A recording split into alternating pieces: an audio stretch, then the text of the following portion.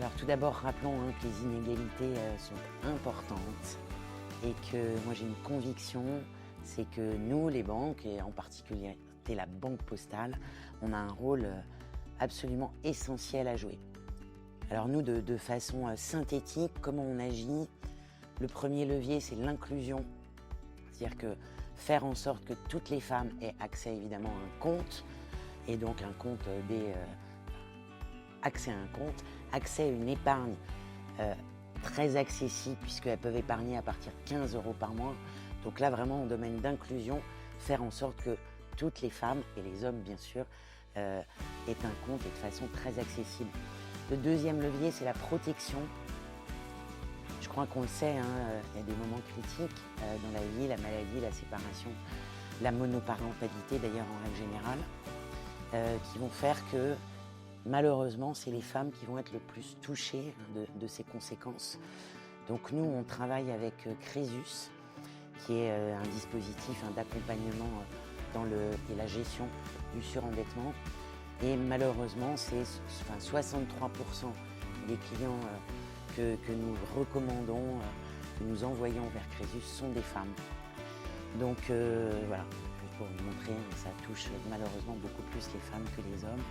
Et puis à la fin du mois, on sort un dispositif là aussi très inédit, qui est l'ouverture en urgence d'un compte bancaire pour toutes les femmes victimes de violences conjugales. Voilà, on va leur garantir l'ouverture, le rendez-vous en 24 heures, puis l'ouverture de compte et des moyens de paiement sécurisés, envoyer une adresse sécurisée. Voilà, urgence pour ces femmes-là. Et le troisième pan, qui nous semble extrêmement important pour réduire ces écarts, ces inégalités, c'est la projection.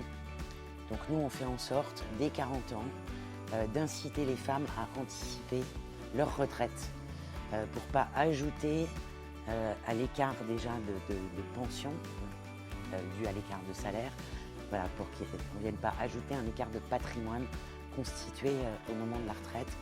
Et là, on a tout un tas d'actions qui vont tourner autour d'ateliers pédagogiques, d'éducation bancaire, budgétaire, financière, des webinaires, voilà, tout un tas des bilans retraite simplifiés, personnalisés, vraiment pour accompagner, éduquer ces femmes vers la constitution d'un patrimoine et réduire ces écarts.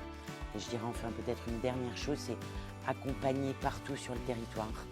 Voilà, nos conseillers sont présents partout, que ce soit dans les grandes villes, les moyennes, les quartiers sensibles, la grande ruralité, et ça permet vraiment de toucher toutes les femmes.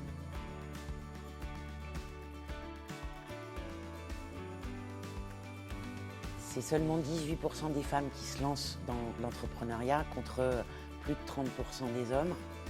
Donc on a moins de femmes entrepreneurs, et alors qu'on a un potentiel énorme pour elles, pour l'économie tout entière. Donc nous, on les accompagne bien sûr à titre professionnel, via des financements adaptés, des prêts modulables, des lignes de trésorerie, des moyens pour financer le matériel, les véhicules professionnels, bien sûr. Et puis, et surtout, pas que le côté professionnel, le côté personnel aussi.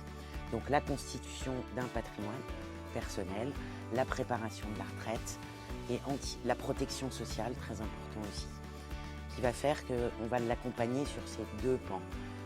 Je pense que ce qui fait la différence au-delà de ça, c'est le mentorat et la mise en réseau.